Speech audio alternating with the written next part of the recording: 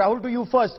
Unless you have very strong roots, you don't build a very strong tree. You don't build a big tree. That's the Prime Minister's effort when he talks about India being the mother of democracies, not some who may say we actually became a nation or a democracy only in 1947. Gaurav, I think the speech had a lot of element about resolve. You know, the MPs need to resolve. They need to be just. People need to work. That Atmanirbhar element, that this is the moment.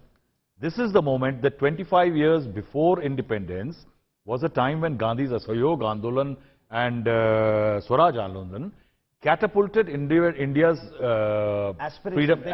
freedom struggle, and we arrived at freedom from the colonial yoke. He is saying that today we are in that similar period, that if we do X, Y, Z, what I'm telling you, then we move to a period where we are a developed nation. It is the fulfillment of aspirations first, because any economy which is a developed economy has generally reached a certain level of a platform where almost everybody has the basics and then a sense of prosperity beyond it.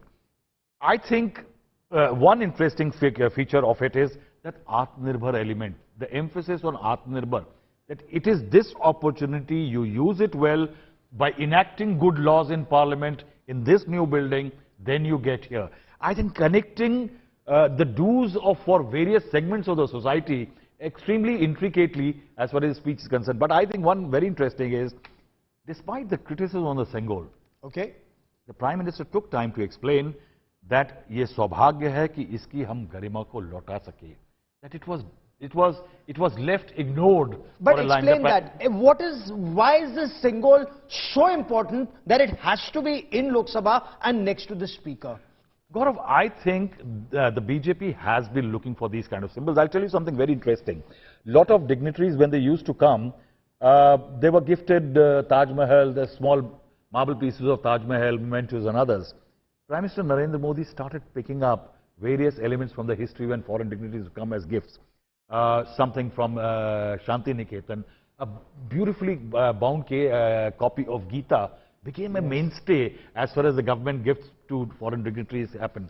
If you see the slew of those meetings, you will always find something very strongly connected to some grassroots region in India as far as these gifts are concerned. I think these symbols are being picked, a lot of them. Say, for example, even Savarkar today. You know, it's part of that BJP's large nationalistic Hindutva image, where Savarkar fits in very well.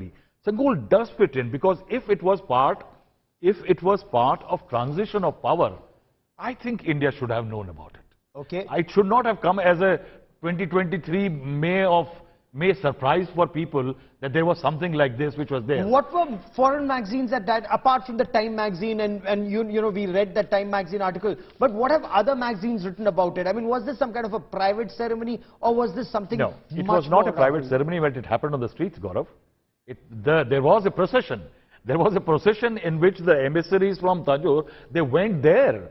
So it cannot be. There were people playing musical instruments after every 100 yards, sitting down for 15 minutes and playing them. It can't be a private ceremony. What Mountbatten did with Jawaharlal Nehru on that day, is that a private ceremony? Is that a private ceremony? And to be, as the news reports are suggesting, that this Sengol becomes part of a personal collection and is kept in Allahabad, gifted by Nehru. I think Nehru could have been interested in not having a legacy of that kind, in which a Hindu symbol with Nandi and others became a public thing. I think Nehru was very cautious of that image. I can count at least 10 instances when Rajendra Prasad wanted to go and inaugurate the Somnath temple. He didn't want the idea. He refused to provide funds for the Somnath temple construction. Rightly so, maybe, that a government of a secular nation or a country which does not want to indulge in religious symbolism should not be doing it. So Nehru could have possibly done it. But the BJP thinks there is something to it. I think if you look at the ceremony today, it is replete with, if you see the inauguration, the foundation stone laying in 2022, if you see the inauguration of the emblem on top of it, and today, I think it is loaded in Hindu symbolism. It's loaded in symbolism. Mosmi, a lot of symbols are there. The Bhavan, the Puja, him lying Sashtang, a lot of those things are there. So there was the Sarva Dharm Sabha you know, whether it's Islam or Sikhi That or was prayers. Jainism. They were prayers. Those They were prayers not. there. They were not rituals. Yes. Rituals were Hindu. There is a distinction. Interesting. Mosme, I want to you know, quickly bring you into this conversation once again. Members of Parliament who are coming out of Parliament and those who chose to stay away, and you've been interacting with all of them. What's the buzz that you're picking up, Mosme?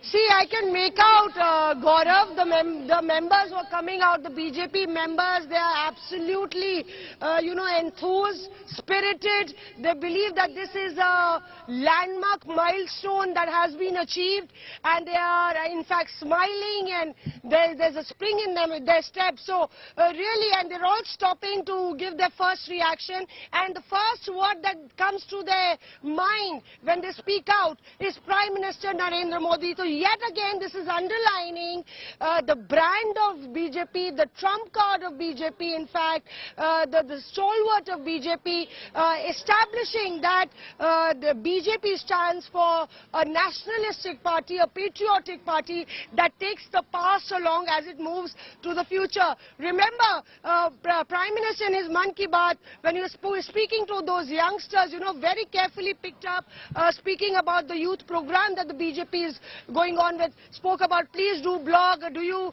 go on social media. So this is a Prime Minister who's got all the traditions, cultures and the sanskar of the Indian society. The ethos represents the ethos of the Indian society, and it's a mix of the future as well, who's talking about modern technology, who's talking about a parliament that's got the latest state-of-the-art equipments. So that's the brand that BJP is presenting yet again in the run-up to the 2024 elections. And that's why I say, Gaurav, the Ram Mandir, the Parliament, and you know, the entire stretch in the next 8 months, BJP will be doing everything to reinforce its brand.